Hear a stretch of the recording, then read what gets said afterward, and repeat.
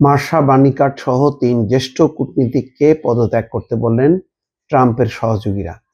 দর্শক বুঝতেই পারছেন, অন্তত মার্শা বার্নিকাট খুব পরিচিত, বাংলাদেশের রাষ্ট্রদূত ছিলেন, মার্কিন রাষ্ট্রদূত, এবং তার উপর হামলা হয়েছিল।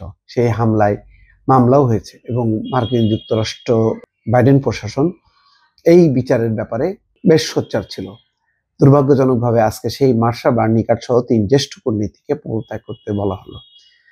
ধারণা করা হয় যে তারা এই ৩ জন বাইডেন প্রশাসন বা বাইডেনের ঘনিষ্ঠ হওয়ার কারণে তাদের এই পরিণতি।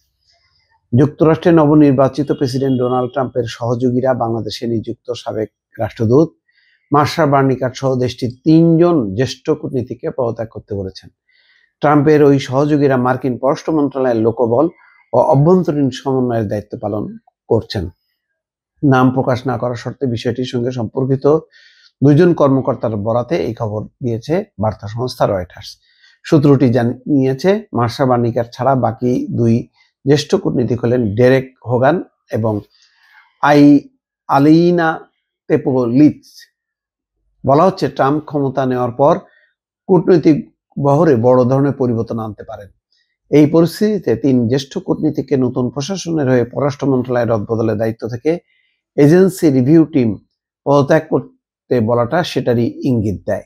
২০ জানুয়ারি প্রেসিডেন্ট হিসেবে শপথ নেবেন ট্রাম্প। যদিও নির্বাচনী প্রচারের সময় থেকেই তিনি হুঁশিয়ারি দিয়েছেন, প্রেসিডেন্ট নির্বাচিত হলে তিনি ডিপ স্টেটকে মুছে ফেলতে অনুগত নয় এমন কর্মকর্তাদের বরখাস্ত করবেন। যুক্তরাষ্ট্রে সচরাচর দেখা যায়, প্রশাসনের রাজনৈতিক নিয়োগপ্রাপ্ত ব্যক্তিরা নতুন প্রেসিডেন্ট দায়িত্ব নেওয়ার পরপরই নিজেরাই পদত্যাগ করেন। তবে পররাষ্ট্র মন্ত্রণালয়ের কর্মকর্তারা সাধারণত নিজের দায়িত্ব চালিয়ে যান, অর্থাৎ রাজনৈতিকভাবে নিযুক্ত যারা তারা পদত্যাগ করেন নিজের দায়িত্বে, আর যারা একেবারে সরকারি কর্মকর্তা তারা তাদের দায়িত্ব পালন করে যান, প্রেসিডেন্ট যেই হোক না কেন। এখন যে ৩ জন জ্যেষ্ঠ কূটনীতিককে পদ ছাড়তে বলা হলো, তারা ডেমোক্র্যাট এবং রিপাবলিকান উভয় প্রশাসনের রাষ্ট্রদূত সহ সব দায়িত্ব পালন করেছেন অতীতে তারা ২ আমলেই দায়িত্ব পালন করেছেন।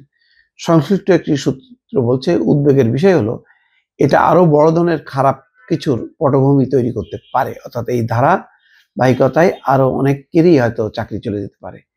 প্রতিক্রিয়া জানতে চাইলে ট্রাম্পের ক্ষমতা গ্রহণ সংক্রান্ত অন্তর্বর্তী সরকারের মুখপাত্র রয়টার্সকে বলেন, আমাদের জাতীয় আমেরিকার কর্মজীবী নারী পুরুষকে প্রথমে রাখার জন্য প্রেসিডেন্ট ট্রাম্পের দৃষ্টিভঙ্গির প্রতি শ্রদ্ধা পোষণ করেন এমন কর্মকর্তাদের খুঁজে বের করে অন্তর্বর্তী দলের পক্ষ থেকে চেষ্টা করাটা খুবই স্বাভাবিক।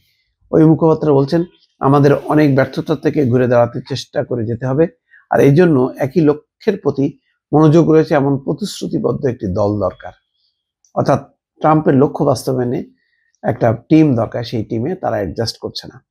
অন্যদিকে মার্কিন পররাষ্ট্র মন্ত্রণালয়ের মুখপাত্র বলছেন, এই বিষয়ে নিজস্ব কোনো ঘোষণা দেবে না মন্ত্রণালয়, আর পদত্যাগ করতে বলা ৩ জ্যেষ্ঠ কূটনীতিকের কেউই প্রতিক্রিয়া জানানোর অনুরোধে সাড়া দেননি, অর্থাৎ তারা তাদের প্রতিক্রিয়া দেননি, যেহেতু তারা সরকারি দায়িত্ব পালন করেন। এটা একটা অস্বাভাবিক ঘটনা ঘটলো, যারা একদম নিজস্ব সরকারি কর্মকর্তা, এটা বাংলাদেশ না, যে মার্কিন যুক্তরাষ্ট্র, তারা যে সরকারি আসুক না কেন সেই সরকারের পররাষ্ট্র নীতি অনুসরণ করেন, কিন্তু এবারই রাজনৈতিকভাবে তাদেরকে ভিকটিম করা হলো এই ৩ কূটনীতিককে। দর্শক ভালো থাকবেন, আল্লাহ হাফেজ।